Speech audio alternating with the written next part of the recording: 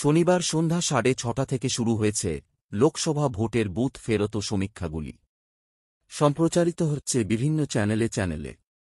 কিন্তু এক্সিট পোলের আগেই এক সংবাদ মাধ্যমে একান্ত সাক্ষাৎকারে ফের একবার প্রশান্ত কিশোর লোকসভা ভোটের সম্ভাব্য ফল নিয়ে মুখ খুললেন, যা রীতিমতো চমকপ্রদ।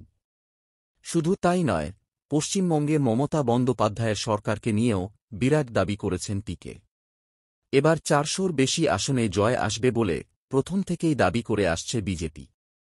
সেই সূত্রেই তারা বলতে শুরু করেছিল, আব কি বার 400 পার।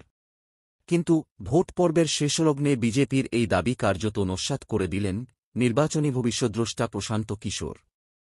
পিকের দাবি, 2019-এর নির্বাচনের মতো বিজেপি 300 আসনে জয় পেতে পারে অথবা তার থেকে সামান্য বেশি কিছু আসন পেতে পারে।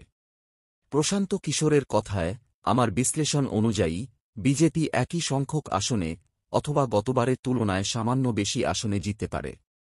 পশ্চিম ও উত্তর ভারতে আমি কোনো তাৎপর্যপূর্ণ আসন বাড়ার সম্ভাবনা দেখছি না। পূর্ব এবং দক্ষিণ ভারত থেকে বিজেপি আসন সংখ্যা বাড়াতে পারে।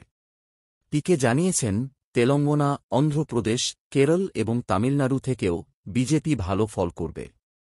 প্রশান্ত কিশোর অঙ্ক কষে দাবি করেন, বিজেপিকে হারতে হলে উত্তর ও পশ্চিম ভারত থেকে তাদের জেতা আসনের প্রায় 50 থেকে 100টি আসন হারাতে হবে। এর জন্য কংগ্রেসের পাশাপাশি সমাজবাদী পার্টি, আরজেডি এবং এনসিপিকে অনেক বেশি আসনে জিততে হবে। এই 4 বিরোধী দল মিলে যদি একসঙ্গে ভালো ফল করে, তাহলেই বিজেপি উত্তর ও পশ্চিম ভারতে জমি হারাতে পারে।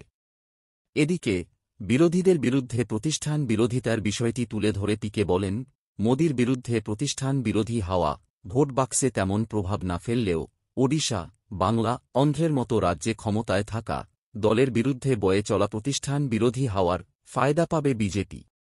বাংলা এবং ওডিশার মতো রাজ্যে বিজেপি আগেরবারের তুলনাতেও ভালো ফল করবে।